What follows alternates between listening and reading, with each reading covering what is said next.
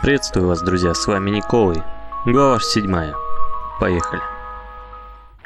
Глава 7. Эпизод из прошлого. Я заметил, что я стал меньше ростом. Видимо, это воспоминание того парня, с которым меня собрали. Это была совсем другая пиццерия, более просторная. Был день рождения девочки, которая пригласила меня. Мы шутили, играли с другими детьми, и вот пришло время выступления аниматроников. Я сел рядом с именинницей, вышел Фредди и начал говорить.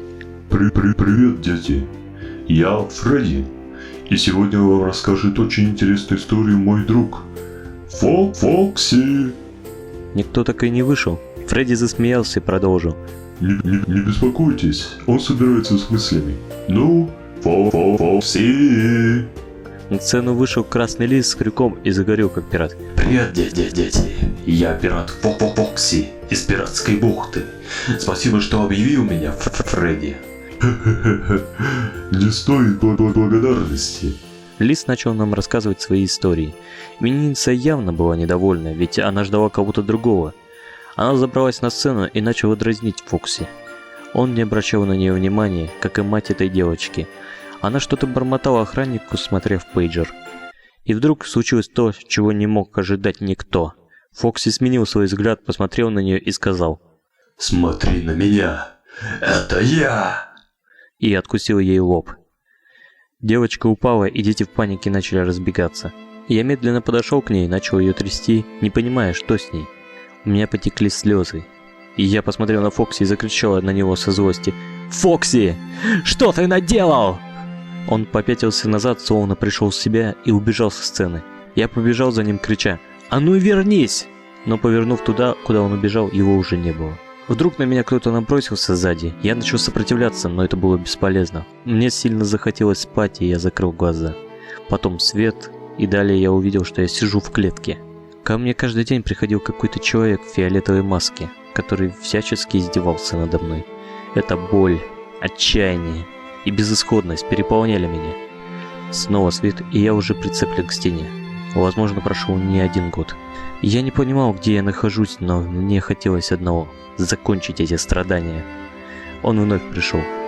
Я уже не мог говорить, не было сил. Он подошел ко мне, снял маску, и я увидел того основателя пиццерии. Он был молод, и я его не сразу узнал. В руках у него был нож. Он заговорил со мной. А ты крепкий. Его смех был омерзителен, но я выдавил из себя. «Что, думаешь, если я в цепях, то я тебя не убью? Знай, даже этим оковом меня не сдержать!» Теперь начал смеяться я. Он схватил меня за волосы и, потянув к себе, ответил: «Ты даже не представляешь, что ждет тебя!» Он поднял нож и продолжил: «Ты станешь моим любимцем, Алекс! Я подчиню тебя своей волей!» Последовал удар и вспышка. Я отскочил от Фредди и, ударившись об стену, начал дышать с удвоенной силой, что даже пришлось снять голову. Кинув ее на пол, я кричал в себя: «Так значит, я был свидетелем этих событий?» Укус 87. Этот заказчик. Он поплатится за то, что со мной сделал! Фредди, так ты... Да, ты уже понял, чем я являюсь. Я инкубатор душ умерших здесь людей. Марионетка помещает эти души в костюмах тех аниматроников, чтобы они жили. Ты ведь знаешь про 5 пропавших детей? Да, я их знаю. Их тела находятся в этих подделках. Они просят вас о помощи, но вместо этого вы слышите лишь этот душераздирающий крик. Ты должен остановить это. Остановить? Но... Я начал понимать, почему Паттерсон был неразговорчив со мной. Он узнал меня. И он думает, что эти аниматроники остановят меня? Да никогда! Я забыл спросить тебя еще одно, проговорил я, опасаясь, что он вновь может потерять контроль. Меня создали здесь? Он неторопливо ответил: Надо мной находится выключатель. Ты знаешь, что делать. Я подошел к нему и, подняв кекс, осветил его. Щелчок, началось гудение, и лампы осветили эту комнату. Там было кресло и очень много засохшей крови. Это место, оно... И у меня вновь заболела голова. И я видел, как меня собирали по частям. Я видел Хендерсона. Он был еще молодым специалистом. Единственный человек, который обращался ко мне как к живому существу. После случилось то, как описал мне доктор. Схватился за голову, убил охранника и убежал.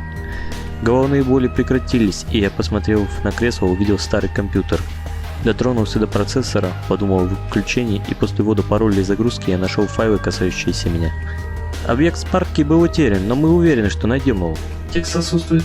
Я выяснил, откуда этот парень, которого нам прислали как материал. Его имя Алекс, фамилия неизвестна. С самого младенчества жил в детском приюте. По словам воспитателя, он ушел 11 декабря, никому не сообщив, куда именно, и не вернулся. Считается без вести пропавшим. Текст отсутствует. Значит, я — это настоящий я. Он решил меня подчинить, сделав из меня машину? Чокнутый безумец. Я подошел к Фредди и сказал ему следующее.